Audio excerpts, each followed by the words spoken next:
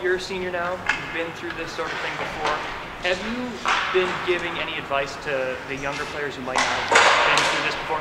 A little bit here and there. I've talked to a couple of guys. Just relax, don't think about it too much. The more you think about it and beat it up, the more it's going to be a burden over you. Just take a day at a time, and don't worry about the game until game day. Just worry about each practice, and we're just going to build every day and look forward to Canisius on Friday. You had RIT last weekend. How big was it to get that series over in the 2 straight games? It was big. We got a day off on Sunday.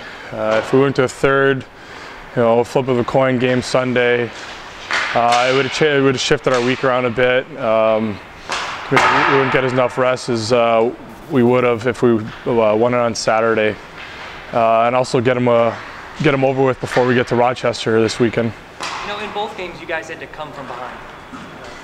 What does it say about this team that in both those games you were able to play through a little bit of, I guess you could call it adversity, and come out on top?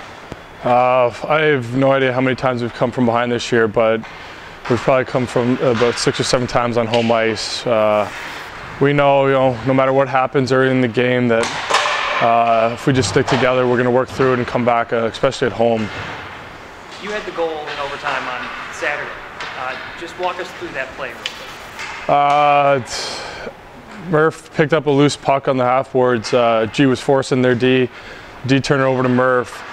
As soon as Murphy got it, he made eye contact with me, and I just stood there. I knew he'd get me the puck, and he made an amazing pass. It was Murph and G getting the turnover and finding me. They deserve as much credit as I should on that goal. Coming off the you've got Canisius, kind of 2 back-to-back big rivalries here in the tournament. What's the team doing to maybe not get too psyched up in the rivalry aspect of it? We haven't thought of it as much. They are huge gains for us with how close they are, hour and a half in proximity. In the past 2 seasons, it's been RIT and Rochester that have knocked us out, so it's a little bit of revenge for us. A couple guys, especially the older guys, have a little bitter taste in our mouths from the past 2 seasons, and it's time for some payback.